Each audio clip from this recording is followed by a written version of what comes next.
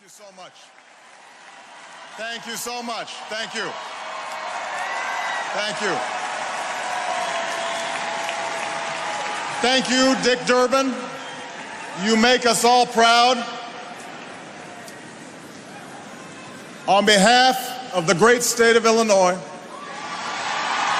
crossroads of a nation, land of Lincoln, let me express my deepest gratitude for the privilege of addressing this convention. Tonight is a particular honor for me because, let's face it, my presence on this stage is pretty unlikely. My father was a foreign student, born and raised in a small village in Kenya. He grew up herding goats, went to school in a tin roof shack. His father, my grandfather, was a cook, a domestic servant to the British.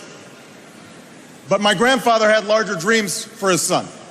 Through hard work and perseverance, my father got a scholarship to study in a magical place, America, that shone as a beacon of freedom and opportunity to so many who had come before. While studying here, my father met my mother. She was born in a town on the other side of the world, in Kansas.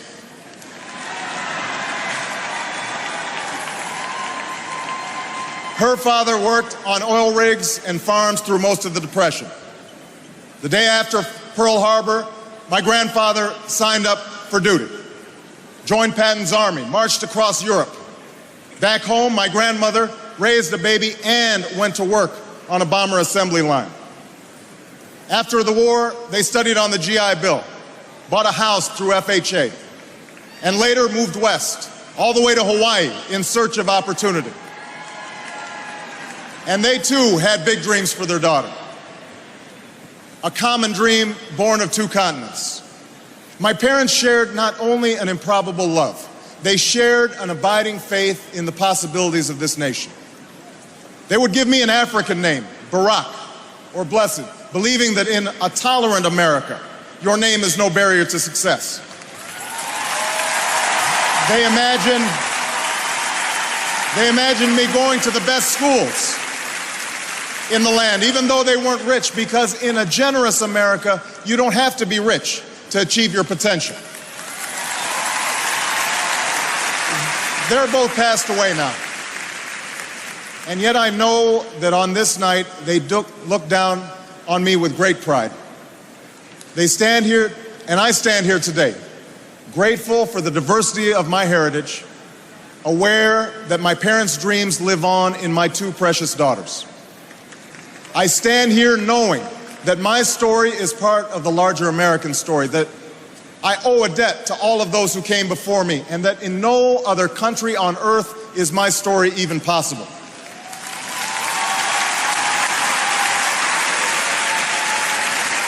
Tonight, we gather to affirm the greatness of our nation.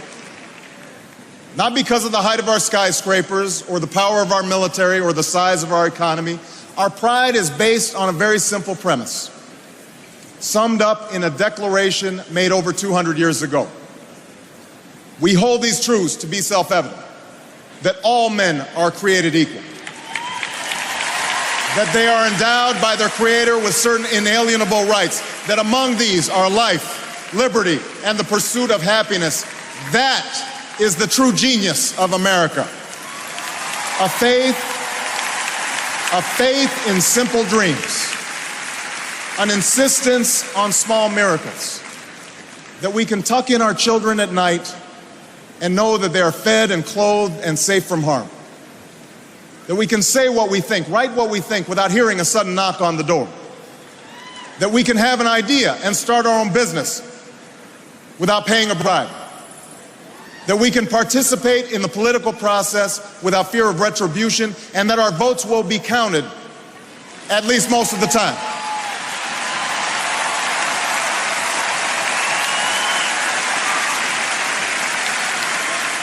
This year, in this election, we are called to reaffirm our values and our commitments, to hold them against a hard reality, and see how we're measuring up to the legacy of our forebears and the promise of future generations. And fellow Americans, Democrats, Republicans, Independents, I say to you tonight, we have more work to do. More work to do for the workers I met in Galesburg, Illinois, who are losing their union jobs at the Maytag plant that's moving to Mexico, and now are having to compete with their own children for jobs that pay $7 an hour. More to do for the father that I met who was losing his job and choking back the tears wondering how he would pay $4,500 a month for the drugs his son needs without the health benefits that he counted on.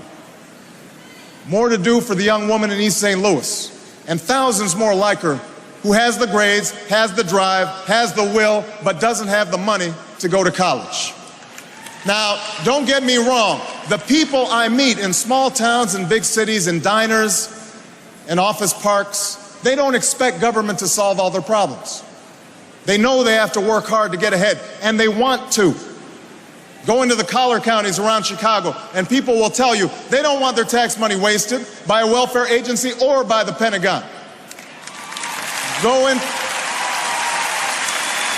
into any inner city neighborhood, and folks will tell you that government alone can't teach our kids to learn. They know that parents have to teach, that children can't achieve unless we raise their expectations and turn off the television sets and eradicate the slander that says a black youth with a book is acting white. They know those things.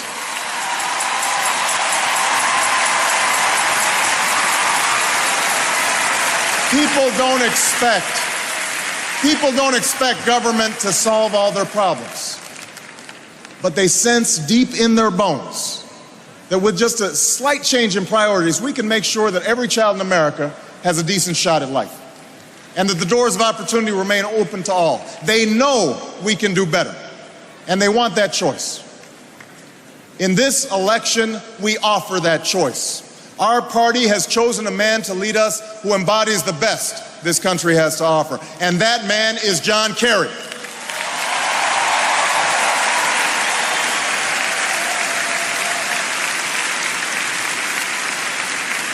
John Kerry understands the ideals of community, faith, and service because they've defined his life. From his heroic service to Vietnam, to his years as a prosecutor and lieutenant governor, through 2 decades in the United States Senate, he's devoted himself to this country. Again and again, we've seen him make tough choices when easier ones were available. His values and his record affirm what is best in us. John Kerry believes in an America where hard work is rewarded. So instead of offering tax breaks to companies shipping jobs overseas, he offers them to companies creating jobs here at home. John Kerry believes in an America where all Americans can afford the same health coverage our politicians in Washington have for themselves. John Kerry believes in energy independence, so we aren't held hostage to the profits of oil companies or the sabotage of foreign oil fields. John Kerry believes in the constitutional freedoms that have made our country the envy of the world, and he will never sacrifice our basic liberties, nor use faith as a wedge to divide us.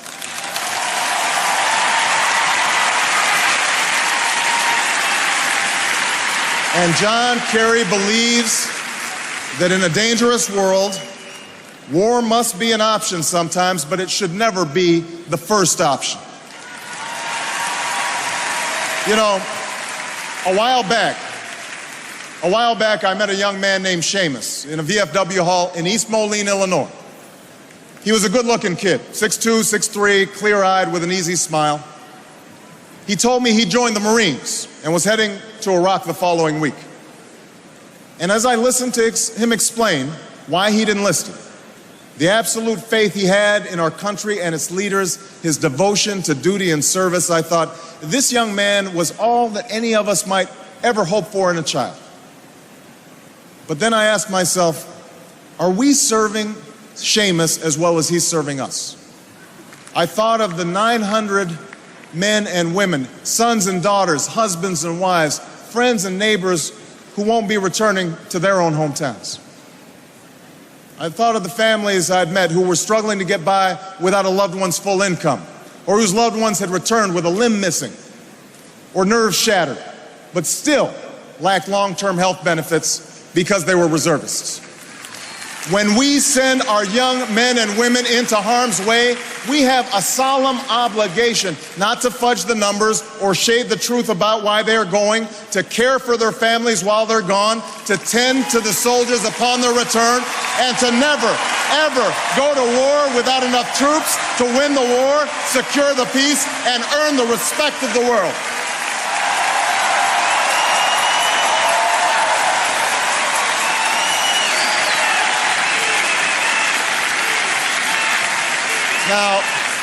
Now let me be clear. Let me be clear. We have real enemies in the world. These enemies must be found, they must be pursued, and they must be defeated. John Kerry knows this. And just as Lieutenant Kerry did not hesitate to risk his life to protect the men who served with him in Vietnam, President Kerry will not hesitate one moment to use our military might to keep America safe and secure. John Kerry believes in America, and he knows that it's not enough for just some of us to prosper. For alongside our famous individualism, there's another ingredient in the American saga, a belief that we're all connected as one people. If there is a child on the south side of Chicago who can't read, that matters to me even if it's not my child. If there's a senior citizen somewhere who can't pay for their prescription drugs and having to choose between medicine and the rent, that makes my life poor even if it's not my grandparent. If there's an Arab American family being rounded up without benefit of an attorney or due process, that threatens my civil liberties.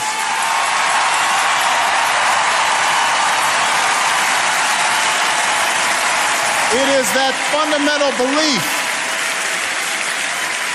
It is that fundamental belief, I am my brother's keeper, I am my sister's keeper, that makes this country work.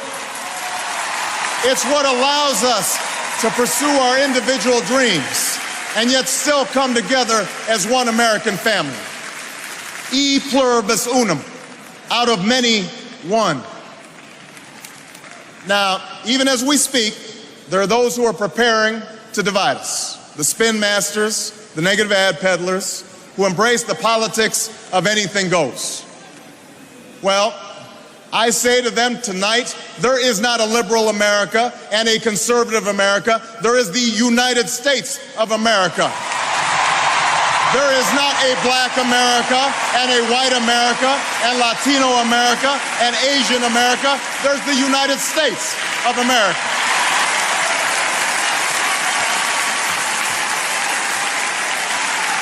In the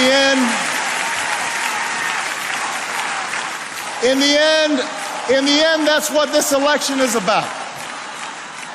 Do we participate in a politics of cynicism, or do we participate in a politics of hope? John Kerry calls on us to hope. John Edwards calls on us to hope. I'm not talking about blind optimism here, the almost willful ignorance that thinks unemployment will go away if we just don't think about it, or healthcare crisis will solve itself if we just ignore it. That's not what I'm talking about. I'm talking about something more substantial. It's the hope of slaves sitting around a fire singing freedom songs. The hope of immigrants setting out for distant shores. The hope of a young naval lieutenant bravely patrolling the Mekong Delta. The hope of a mill worker's son who dares to defy the odds. The hope of a skinny kid with a funny name who believes that America has a place for him too.